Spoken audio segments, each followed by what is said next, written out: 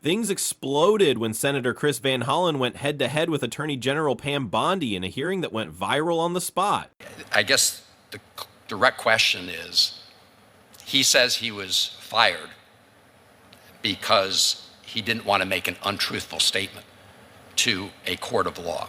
Imagine spending 15 years building your career, only to watch it collapse because you wouldn't twist the truth. That's the reality Arez Rouveni says he faced. Once celebrated for his work at the Department of Justice, even earning praise during the Trump years. Rouveni now claims he was pushed out not for breaking the law, but for refusing to back down. Yesterday, Arez Rouveni filed a whistleblower complaint against the Department of Justice.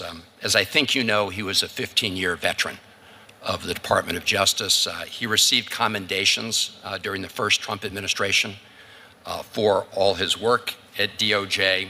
He says the pressure hit when he was told to sign off on an appeal brief he believed had no legal or factual ground. He refused. The price? His career. In his own blunt words, "I didn't sign up to lie." That single statement now sits at the heart of what could become one of the most explosive DOJ whistleblower cases in years. But the real storm was still ahead.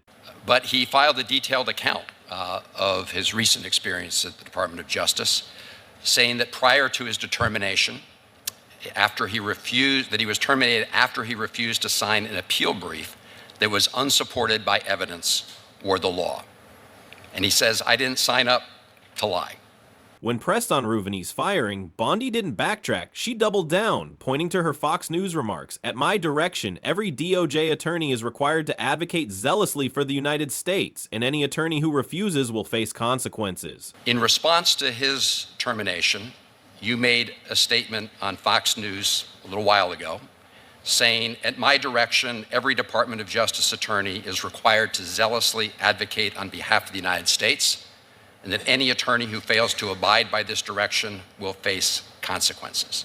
But wait, what does zealously advocate really mean? Is that just a dressed-up way of saying, do what I say even if it's wrong? Van Hollen wasn't buying it. He cut straight to the point. Does zealous advocacy include making false statements to a court? So, General Bondi, I guess the direct question is, he says he was fired because he didn't want to make an untruthful statement to a court of law.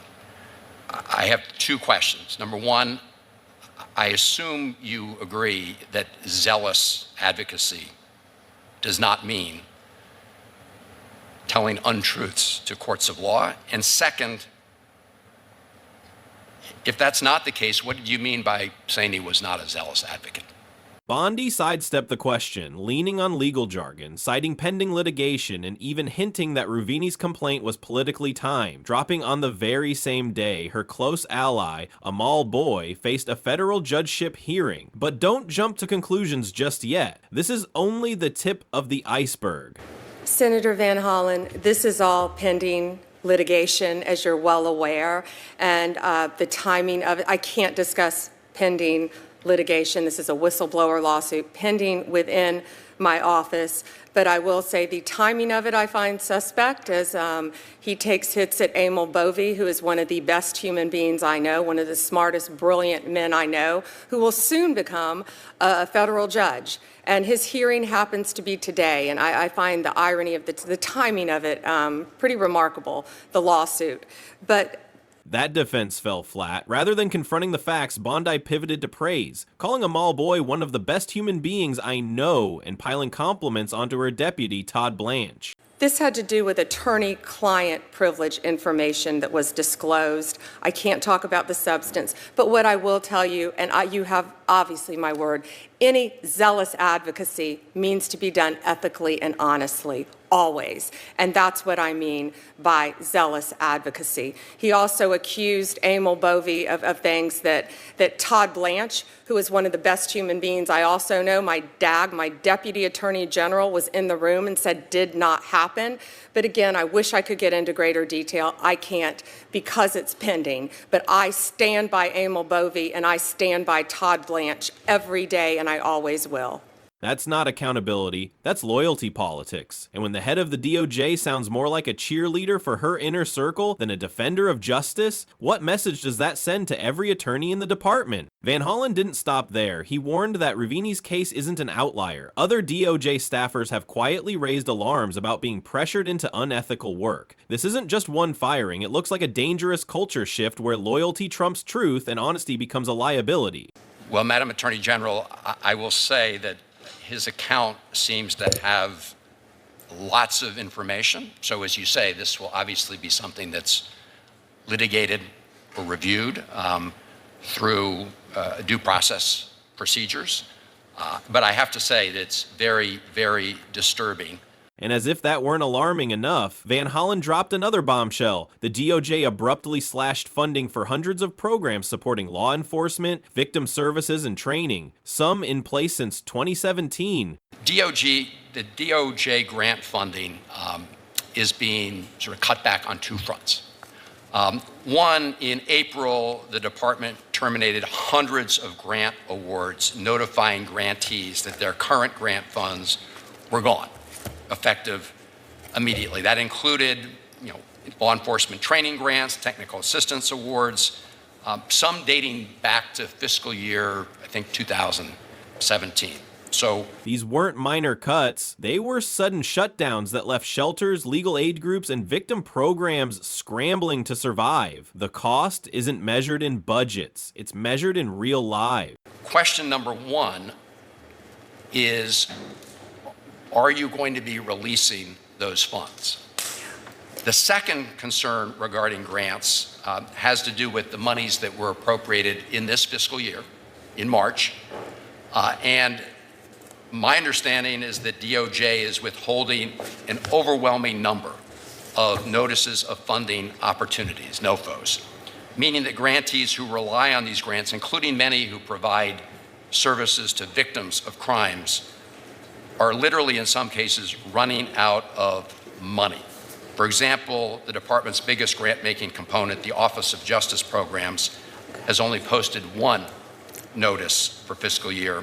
When pressed, Bondi waved it off, insisting it was just a 6% cut, then went further, suggesting senators could simply call her directly if they wanted grants reinstated.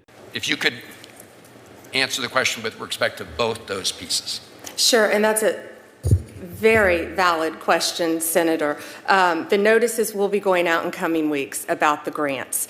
And we did cut grants by 6%, and I'm here to tell every senator, if we did cut a grant that you care about that is specific to your state, please contact me. I've turned on grants that were cut off. That doesn't sound like a funding strategy. It sounds like political favoritism. And when she was finally pressed for accountability, here's what she said. I never want to take away a grant that is actually helping Americans, helping victims, helping law enforcement. And we're looking at it on a case-by-case basis. And many of those are being appealed already. But you have my word, we will look at all of those. Absolutely. Making matters worse, she admitted the DOJ has been withholding notices for new grant applications, leaving organizations stranded in limbo. Some are already running out of money while they wait for so-called priorities to be finalized. But whose priorities are they really? Notices for information will go out because the fiscal year